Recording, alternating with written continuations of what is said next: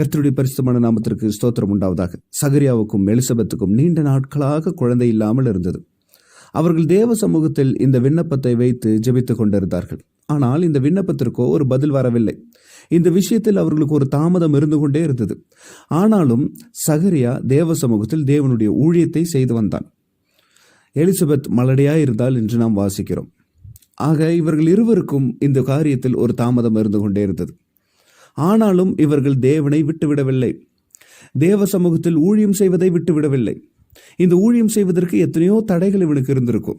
என்ன, இவனை சுற்றி இருக்கிறவர்கள் இவனுக்கே ஒரு நன்மை கிடைக்கல, இவன் எங்களுக்காக ஜெபித்து எங்களுக்கு நன்மை கிடைக்குமோ என்று கேட்டிருப்பார்கள்.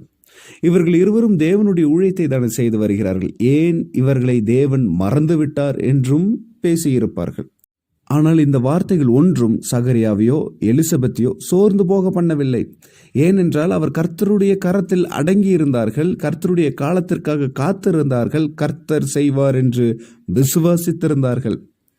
ஆக இன்றைக்கும் நம்மளுடைய வாழ்க்கையில் நாம் தேவனோடு இருக்கும்போது, தேவனுக்கென்று உண்மையாய் நாம் அவருக்காக காத்திருக்கும் பொழுது, தேவனையே நாம் விசுவாசித்திருக்கும் போது ஒரு சில நிந்தைகளான பேச்சுகள் நமக்கு வரும், ஒரு சில அவமான சூழ்நிலைகள் நமக்கு வரும்.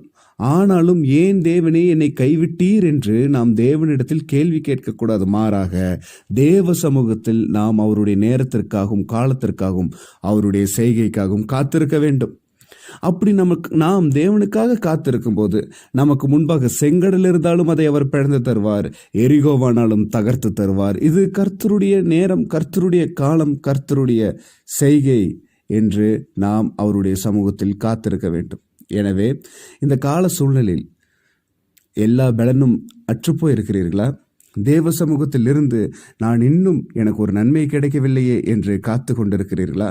ஆண்டவரே, இந்த விண்ணப்பத்தை நான் நீண்ட நாட்களாக வைத்துக் கொண்டிருக்கிறேனே, இன்னும் ஏன் எனக்கு எந்த நன்மையும் கிடைக்கவில்லை என்று எண்ணிக்கொண்டிருக்கிறீர்களா?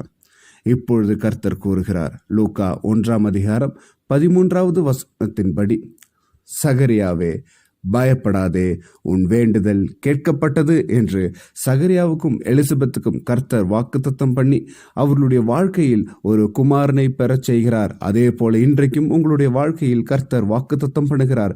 பயப்படாதே, உங்கள் வேண்டுதல்கள் கேட்கப்பட்டது என்று. நிச்சயமாகவே உங்களுடைய வேண்டுதல்களுக்கு பதில் உண்டு.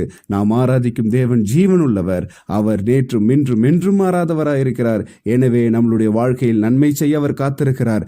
ஏற்ற காலம் வரும்பொழுது அவர் நம்மளுடைய வாழ்க்கையில் நன்மை செய்கிறவராயிருக்கிறார். எனவே கர்த்தருடைய நேரத்திற்காக காத்திருப்போம். உங்கள் வேண்டுதல்கள் நிச்சயம் கேட்கப்படும். கர்த்தருடைய வருகையில் அவரோடு சேர்த்து கொள்ளப்படுவோம். கர்த்தருடைய ராஜ்யத்தில் நாம் யோக காலமாக கர்த்தரை ஆராதிப்போம்.